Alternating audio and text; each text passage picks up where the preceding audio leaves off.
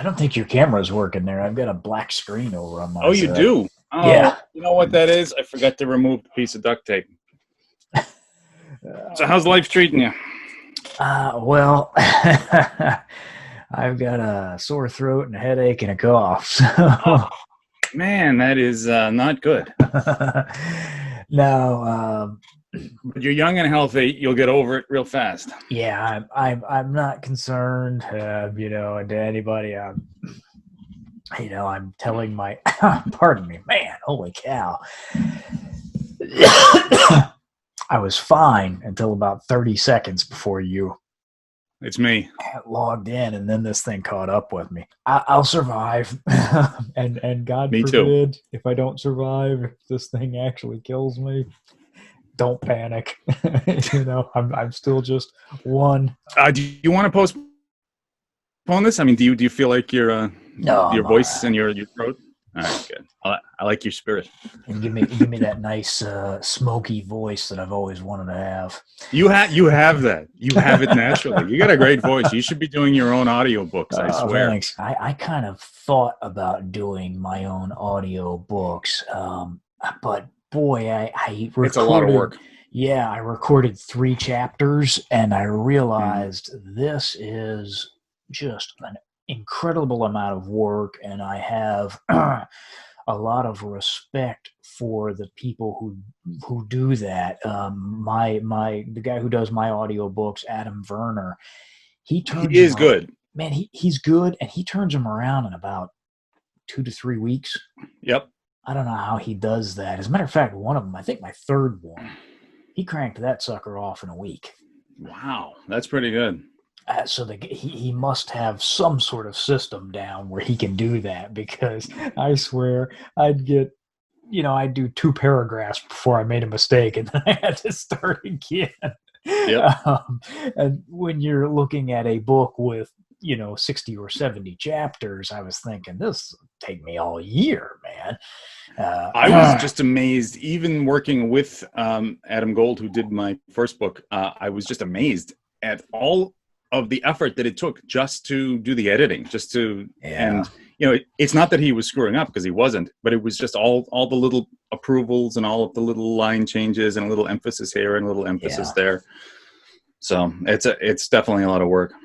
Yeah, it's a bunch of work, and I think there's a lot of money to be made there. I'm sure Adam Werner, I don't know what his income looks like, but he has to be banking, because not only does he do my books, but he says he does several other bestsellers as well, and he creates 2 audio books a month. So just from a sheer numbers standpoint, he has to be bringing in a lot of cash. But I also think he must be doing just a lot of work. So people who want to get into that business, that's you better be prepared to work. I don't think that's going to be an easy payday. Which we could say for us too, because we definitely need to be prepared to work really hard to keep this going all the time. This is not one little bubble that burst with me was there was one point where I realized that this is just a ton more work than I had ever dreamed it to be. And because not only do you have to write, but you also have to balance all of the business side of things, the advertising. For example, you've done exceptionally well with AMS ads. You sat down, you took the time, and you really worked hard at it. And I got to applaud you for that. I have not done that. I've tried to do that. And I find it difficult to go from writing, to go from the creative thing, and then to go over into the ads and study the numbers and things, because I'm just typically not a numbers guy. And I find it extremely challenging. And I had this crazy notion at one point, I'm just going to write. I'm going to do nothing but write, and then I'm going to hire everything else out. And guess what? That doesn't work. Because first of all, the only people that are any good at this, the fees that they charge to do it for somebody else are ridiculous. And secondly, something else I learned just running a handful of test ads and things, nobody is ever going to know your keywords, your book, your stuff better than you. And unfortunately, those of you who are considering getting into self-publishing, you're going to have to learn the advertising side of it. And right now, at the moment, it's AMS and Facebook. and mostly AMS. Everybody I know seems to be doing AMS, except for me at the moment. Yeah, I think Facebook is probably quickly falling away for two reasons, maybe even more. But the first is that people don't go to Facebook to shop; they go to Facebook to True. whatever, socialize and things like that. So they're not primed to buy when they're on Facebook, which means you have to convert them from somebody who's catching up with their out-of-state friends to a buyer. That's not an easy proposition. Now, if you're giving a book away for free, I think you can probably do that fairly successfully on Facebook, but turning people on Facebook into buyers, that's probably not going to happen. But in addition to that, Facebook, I think, is sort of aging out of the system, if you will. For those of you who are old enough like me to remember MySpace, okay, where's MySpace now? Does anybody have a MySpace account? I don't think it's even exact. What was that? We can go on the right. Yeah, there are you on MySpace. Oh God, you're so old. What now? They have no clue what that is. But right. Yeah. So if you're young and you don't know what I'm talking about, MySpace was Facebook before Facebook. And then the younger Generation Z, is basically looks at Facebook as something that their parents and their grandparents do. Yeah.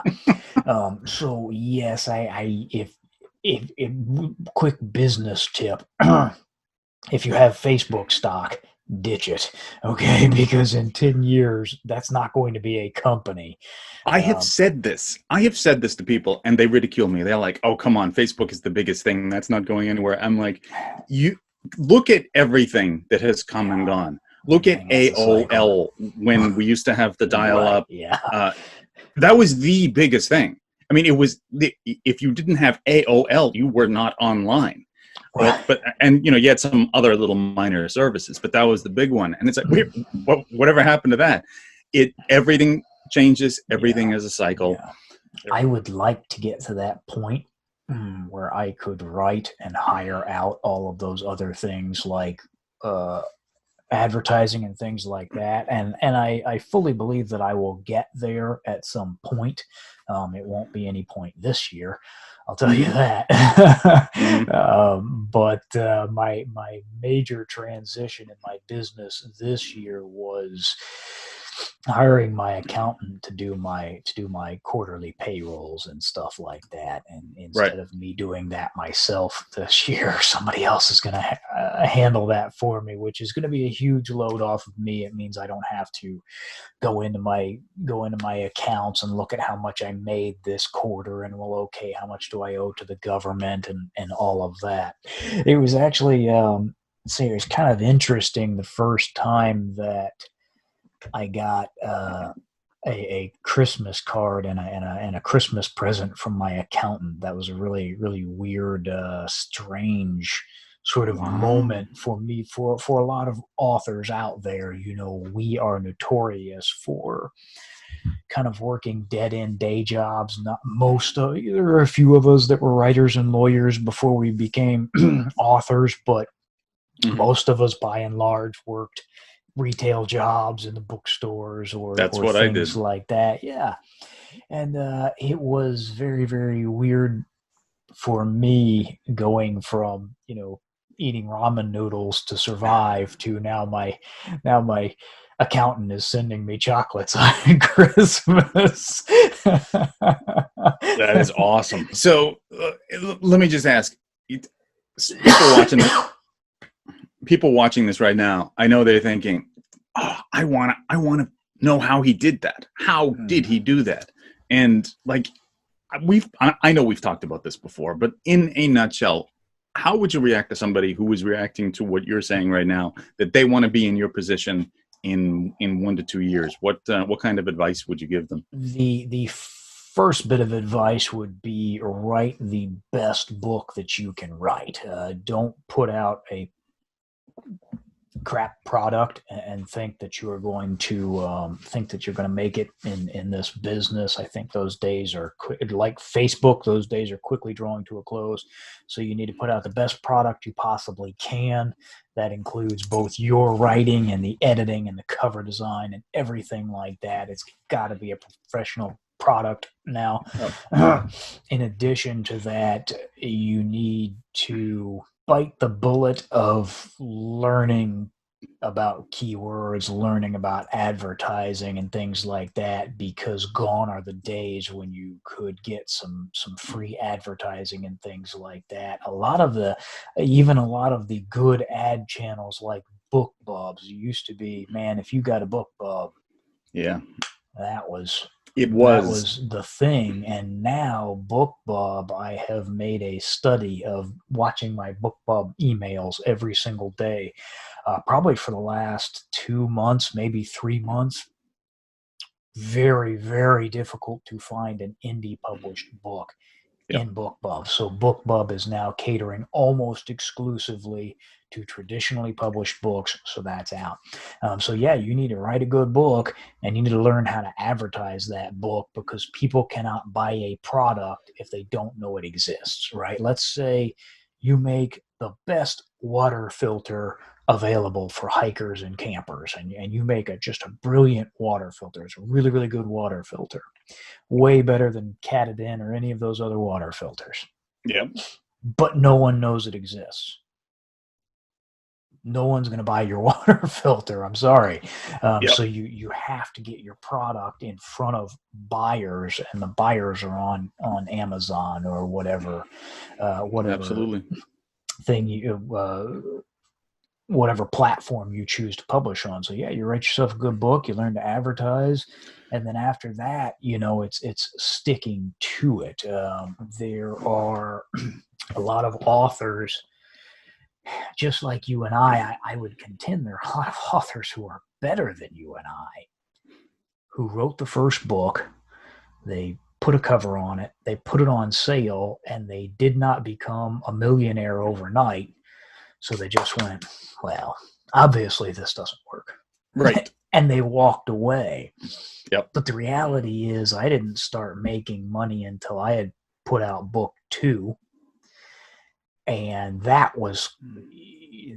a little bit early. Most people find that it's book 3 or 4 is when the steady sales start to finally roll in. Before that, you're just building a platform. So in addition to writing that really great book, advertising that book, you got to stick with it and build that audience. And a lot of times building an audience, unfortunately, looks like giving away a lot of free books, begging for reviews. I think like 1% of people who read a stinking book will actually review it at this point. If even.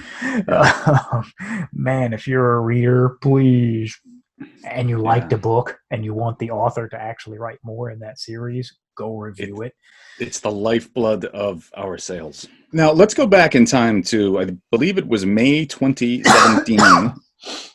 May 2017, your second book was just coming out, Noble Vengeance. Mm-hmm. And that was the month that you really took off. You had several fortunate things going along your side. We were in a political climate where some of the stuff you put in your book was very political in a way. But you really did fire up a large number of people to read your book. And would you suggest that an author do something like that, like what you did there? Or would you nowadays say, no, it's probably not a good idea? Yes. Why was Howard Stern? Howard Stern was probably one of the most successful, love him or hate him. For the moment, take your personal feelings about Howard Stern and put them aside. Yep. Howard Stern is unarguably one of the most successful radio personalities of all time. Absolutely. Why? Is it the hair? Is it the sunglasses? I highly doubt it. He's one of the most successful radio personalities of all time because he is controversial. Mm-hmm. And Definitely. whether you agree with him or not, people tune into controversy. Mm-hmm. So yes, I wrote about some fairly controversial topics in my second book. Wrote about some fairly controversial topics in my third book too. Actually, yeah. The conventional wisdom says, "Oh my God, don't do that. You're pissing off half of the political aisle." Mm. But that is based on a rather faulty thinking that says my books are so amazing that I appeal to every man, woman, and child in the United States of America and probably the globe. The reality is, even James Patterson hasn't sold a book to every man, woman, and child in America. Okay, your Believe it or books, not, that's true. I've right? never bought one. So there you go. Um, you know, one out of two authors on this channel have not bought a James Patterson book. He's only batting 50-50. Your books are not going to appeal to everyone. They Mm-hmm. just aren't. And so when somebody says, "Oh, you're gonna peeve off half of the political aisle," so there's 350 million people in America. Are you telling me I'm only going to sell books to 200 million of them or 150 million of them? All right, I'll 150 million sales. I'll take that. I'm Take okay that. with that. Absolutely. No problem at all. So that is grounded in a very, very flawed philosophy that says everybody's going to like your book. So please God, under no circumstances should you tick anybody off or say anything controversial. First of all, if you're trying not to say anything controversial, you're not a fiction author, you're a copywriter, right? That's Mm. what copywriters do. Copywriters, you and I have both done copywriting Yes, we in have. order to make to pay that rent, right? And Yep. we have to try to appeal to everybody. We have to be really, really sure that we don't say anything that ticks anybody off or under any circumstances. That's not what writing a book is about. Writing a book is about sharing your view of the world with the reader, reporting the world you see as best and as honestly as you can. Some people are going to love it, some people are going to hate it, and that's okay. And the flip side to that, quite opposed to not peeving anybody off, yeah, you're going to hack off a few people, but on the other hand, you are also going to make die-hard readers out of the people who like your book. And if Mm-hmm. this is just a numbers game, and let's say you can get 10,000 die-hard readers, that's actually not that hard. You can get 10,000 die-hard readers if you're writing fairly good fiction. That is a infinitesimally small percentage of the United States of America. So let's Mm-hmm. say you've built up 10,000 people who love your books and they're going to buy anything you put out, and you get $3 royalty on every single book. Congratulations, you're making $30,000 a year. There it Now, is. that's not a fortune. There are a lot of people going, "Well, I could never live on that." Maybe you shouldn't be a writer. I've lived on much less. That's close. That's just about what I made last year. I made 28,000. So there is the numbers right there. And hey, let's say you've got 10,000 fans and you put out 2 books a year. That gets you up to $60,000 a year. Or you can get 30,000 fans and put out 1 book a year. That gets you Yep. up to $60,000 a year. So it's not about don't offend anybody and make sure that your books are universally appealing to everybody and all the time. It's find your tribe. Find Yep. the group of people who agree with you on whatever subject. Me, I happen to be a very political guy. I'm a political animal. I'm a news junkie. So that's the sort of thing that just gets Same my here. motor running. But for other authors, you might be into vampire, werewolf, love triangles, or, disco zombies, whatever your kink is. I don't care what it is. There are other people out there who are going to like that same thing. And all you need to do is find roughly 10,000 of them. All right. So always a pleasure, sir. And You too. we shall talk again next week. Have a fantastic weekend. Stay safe. Wash those hands. I And will, man. all right.